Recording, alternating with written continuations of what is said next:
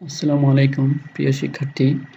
আশা করি এই দুর্যোগময় মুহূর্তে তোমরা সকলেই ভালো আছো এবং নিরাপদে অবস্থান করতেছো এবং সরকার প্রদত্ত যে নিয়মগুলো আছে সেগুলো ভালোভাবে পালন করতেছো।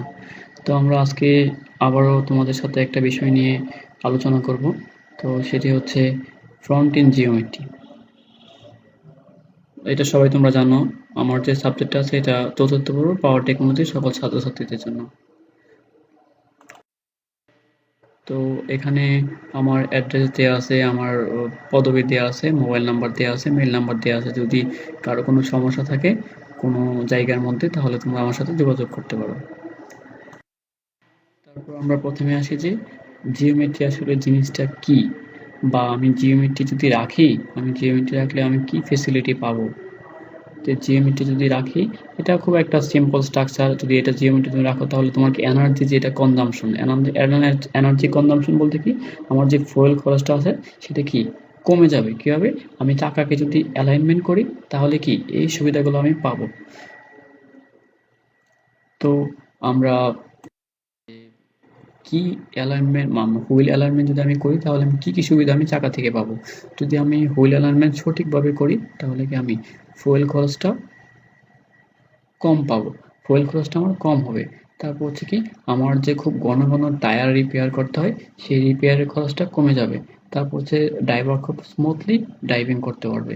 তারপর হচ্ছে ড্রাইভার যখন স্মুথলি ড্রাইভিং করবে তখন তার ভেহিকেলের সেফটিটা কি বৃদ্ধি পাবে, দুর্ঘটনা কবলিত কি কম হবে।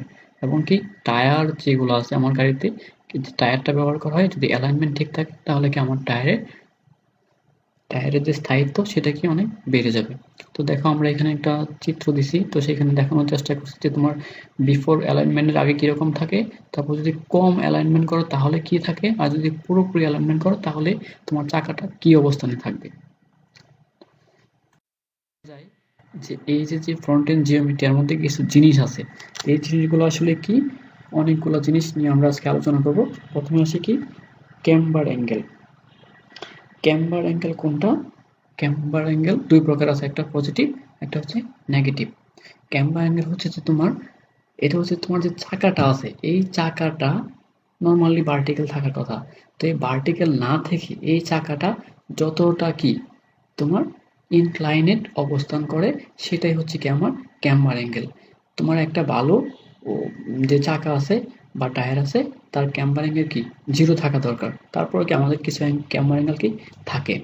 যদি ক্যাম্বার অ্যাঙ্গেল কি তোমার বেশি হয় তাহলে তোমার চাকাটা কি ক্ষতির পরিমাণটা বেশি হবে। দেখো আমাদের এখানে একটা ছবি দেওয়া আছে যে আমার যখন এই যে লোড পড়তেছে বা গাড়ি চলতেছে তখন কি আমার চাকাটা কি এই সোজাসুজি থাকে না, হয়তো একটু বামে, হয়তো একটু কি ডানে কি বেঁকে যায়। দেখো পজিটিভ ক্যাম্বার অ্যাঙ্গেলের মধ্যে আমার ক্যাম্বার অ্যাঙ্গেল নর্মালি জিরো থাকলে ভালো, তারপরে কি আমার ম্যাক্সিমাম 2 থেকে 3 ডিগ্রি পরিমাণ ক্যাম্বার অ্যাঙ্গেল আমি। আমাদের দুই ধরনের ক্যাম্বার অ্যাঙ্গেল আছে, একটা হচ্ছে কি পজিটিভ ক্যাম্বার অ্যাঙ্গেল, একটা হচ্ছে কি নেগেটিভ ক্যাম্বার অ্যাঙ্গেল। তো আমার চাকা যে ভার্টিক্যাল থাকার কথা, ভার্টিক্যাল যদি না থেকে চাকাটা তোমার দেখতেছো আমরা চিত্রে দেখা যাচ্ছে যে চাকাটা যদি কি সামান্য পরিমাণ কি পিছনের দিকে সরে যায়, পিছনে যদি যদি সরে যায় সেটা হচ্ছে পিছনের দিকে থাকলে সেটা হচ্ছে কি পজিটিভ ক্যাম্বার অ্যাঙ্গেল। এবং যদি চাকাটা ভার্টিক্যাল না থাকে সামনের দিকে সামান্য পরিমাণ কি সরে থাকে বা সরে যাওয়া অবস্থায় থাকে সেটা হচ্ছে কি আমার নেগেটিভ ক্যাম্বার অ্যাঙ্গেল। তারপরে এখানে পজিটিভ ক্যাম্বার অ্যাঙ্গেল রাখার কারণ কি বা নেগেটিভ ক্যাম্বার অ্যাঙ্গেল রাখার কারণ কি এগুলো তোমার দেওয়া আছে। তো যা পজিটিভ ক্যাম্বার অ্যাঙ্গেল রাখলে কি আমার যে গাড়ির যে স্টেবলটা, এই স্টেবলটা আমি কি সঠিকভাবে রাখতে পারবো বা স্টেবলটা ঠিক। তারপর হচ্ছে আমার নেগেটিভ ক্যাম্বার অ্যাঙ্গেল, যেটা আমরা বললাম যে যদি আমার সামনের দিকে সোজা না থেকে সামনের দিকে থাকে তাহলে সেটা হচ্ছে আমার negative camber angle. Negative camber angle রাখার প্রয়োজনীয়তা কি, এটা হচ্ছে তোমার কি কর্নারিং এবিলিটি, তোমার যে চাকার যে কৌণিক শক্তিটা আছে এই শক্তিটা কি বৃদ্ধি করে, তোমার চাকাকে কি সহজে কি রাস্তার সাথে চলতে কি সহায়তা করে। তারপর আছে দেখো যে ক্যাস্টার অ্যাঙ্গেল। ক্যাস্টার অ্যাঙ্গেল কি, ক্যাস্টার অ্যাঙ্গেল হচ্ছে মোটরযানের সামনের চাকা কিংপিনের খাড়া লাইনের উপর প্রান্তে আগে পরে বা হেলানো অবস্থায় নর্মালি থাকে। কিংবা বল সংযোগের কেন্দ্ররেখা ও খাড়া লাইনের মধ্যবর্তী যে কোণটা আছে সেটাই হচ্ছে কি ক্যাস্টার অ্যাঙ্গেল বা ক্যাস্টার কোণ। এই ক্যাস্টার কোণের মধ্যেও কি আমার দুই ধরনের ক্যাস্টার কোণ আছে। একটা হচ্ছে কি আমার দুই ধরনের আছে, একটা হচ্ছে কি পজিটিভ ক্যাস্টার। এখন পজিটিভ কোনটা? কিং পিনের উপর প্রান্ত পিছনের দিকে ঝুঁকে থাকলে কিং পিন আমার যে এইটা হচ্ছে আমার কিং পিন হচ্ছে কি যেই পিনের সাহায্যে কি আমি এই যেই পিনের সাহায্যে কি আমি এক্সেলের সাথে কি চাকাটাকে লাগাইছি এটা হচ্ছে আমার কিং পিন। এই কিং পিনের উপর প্রান্ত পিছনের দিকে ঝুঁকে থাকলে তখন তাদের মধ্যে যে একটা কোণ সৃষ্টি হয় সেটাই হচ্ছে কি আমার পজিটিভ বা হচ্ছে কি যোগবোধক ক্যাস্টার অ্যাঙ্গেল। আরেকটা আছে কি বিয়োগবোধক ক্যাস্টার অ্যাঙ্গেল। দেখো বিয়োগবোধক এখানে দুইটাই দেওয়া আছে, একটা হচ্ছে পজিটিভ একটা হচ্ছে নেগেটিভ। যে কিং পিনের নিচের প্রান্ত খাড়া লাইন হতে যখন আমার সামনের দিকে ঝুঁকে থাকে তখন কিং পিন এবং বল সংযোগের কেন্দ্রবিন্দুতে কিংপিন বল সংযোগের কেন্দ্রবিন্দু এবং খাড়া লাইনের মধ্যবর্তী অবস্থার মধ্যে যে কোণটা তৈরি হয় সেটা হচ্ছে কি আমার বিয়োগবোধক ক্যাস্টার অ্যাঙ্গেল। এটা হচ্ছে কি বল পিনের কেন্দ্রবিন্দু, বল যে সংযুক্ত আমি যে অ্যাক্সেলের চাকাটা আটকাইছি সেই বল সংযোগের কেন্দ্রবিন্দু এবং খাড়া লাইনের মধ্যবর্তী কোণকে হচ্ছে কি আমার এই নেগেটিভ বা বিয়োগবোধক ক্যাস্টার অ্যাঙ্গেল বলে। তারপর দেখো আরেকটা জিনিস আছে আমার কিংপিন ইনক্লিনেশন। কিংপিন ইনক্লিনেশন মানে যেই পিনটার সাহায্যে কি আমি কি আমার এই এক্সেল যে শেপটা আছে এর সাথে কি আমি চাকাটা লাগাইছি। কিংপিন ইনক্লিনেশন কি মোটরযানের সামনের চাকা খাড়া এবং কিংপিন অথবা কি বল সংযোগের কেন্দ্রবিন্দু পর্যন্ত কোণকে আমরা কি বলি যে মোটরযানের সামনের চাকার খাড়া, মোটরযানের সামনের চাকার যে ভার্টিক্যাল অংশটা আছে এই ভার্টিক্যাল অংশ এবং কিংপিন অথবা বল সংযোগের কেন্দ্রবিন্দু পর্যন্ত যে কোণটা উৎপন্ন হয় সেটাই হচ্ছে কি আমার কিংপিন ইনক্লিনেশন। কিংপিন ইনক্লিনেশন এটাও কি আমার নর্মালি কি ম্যাক্সিমাম 6 ডিগ্রি থেকে 8 ডিগ্রি পর্যন্ত কি আমি এই কিংপিন ইনক্লিনেশন রাখতে পারি। এটা হচ্ছে একটা স্ট্যান্ডার্ড মান। এইটা যদি কিংপিন ইনক্লিনেশন যদি আমি সঠিকভাবে কি সমন্বয় করে রাখি তাহলে কি আমার যে স্টিয়ারিং যে ইফোর্টগুলো আছে পার্শিয়ালি মানে পার্শিয়াল স্টিয়ারিং যে ইফেক্ট যখন তোমার গাড়িটাকে স্থির অবস্থায় থাকবে তখন তোমার কি এই টায়ারের উপর যে চাপটা পড়ার কথা সেই চাপটা কি পড়বে না। এটা কি টায়ারকে নানাভাবে কি ক্ষতির হাত থেকে রক্ষা করবে। এটা হচ্ছে কি আমার কিংপিন। তারপর হচ্ছে কি আমার টু ইন টু আউট।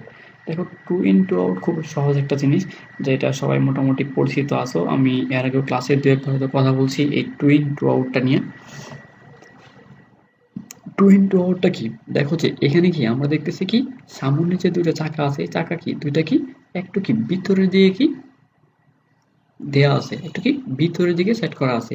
যে মোটরযান যখন মোড় নেয় সামনের চাকা এবং চেসিস কাঠামো কোণের পার্থক্য কি সামনের চাকা এবং চেসিস আমার যে মোটরযানের যে চেসিসটা আছে এই চেসিস কাঠামোর মধ্যে যে কোণটা থাকে এই কোণের যে পার্থক্য থাকে এটাই হচ্ছে কি আমার টু ইন মানে আমার সামনের চাকা যদি কি ভিতরের দিকে অবস্থান করে সেটা হচ্ছে কি টু ইন মানে দুইটা চাকা আমার ভিতরের দিকে অবস্থান করতেছে।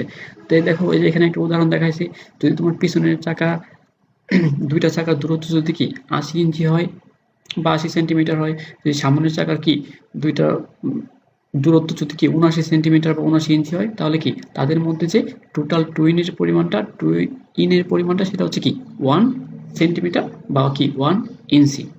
এটা হচ্ছে আমার টু ইন।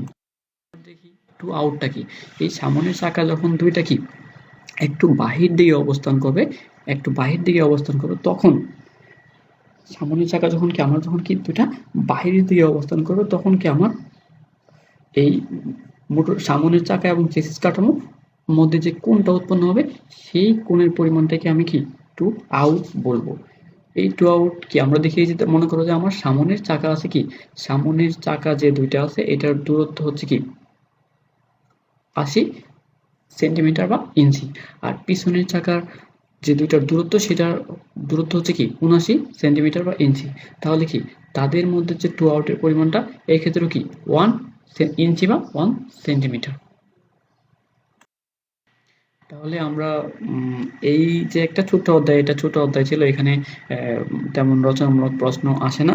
তো মোটামুটি যে ছোট প্রশ্নগুলো আছে এই প্রশ্নগুলো সম্বন্ধে আমরা জাস্ট পরিচিত হইলাম যে ফ্রন্ট এন্ড জিওমেট্রি কি, হুইল অ্যালাইনমেন্ট জিনিসটা কি, তারপর হচ্ছে ক্যাম্বার অ্যাঙ্গেল কি, ক্যাস্টার অ্যাঙ্গেল কি, পজিটিভ ক্যাম্বার অ্যাঙ্গেল কি, নেগেটিভ ক্যাম্বার অ্যাঙ্গেল কি, তারপর হচ্ছে যে আমার টু ইন কি, টু আউট কি, তো এগুলো সম্বন্ধে আমরা পরিচিত হলাম। তো আশা করি তোমাদের কিছুটা হলেও কি উপকার হবে ভিডিওটি দেখে। তো সবাই সাবধানে থাকবে, ভালো থাকবে। আর শুধু এই টপিক না, অন্য কোনো টপিকে যদি কোনো সমস্যায় পড়তে গিয়ে, তাহলে আমার সাথে যোগাযোগ করতে পারো।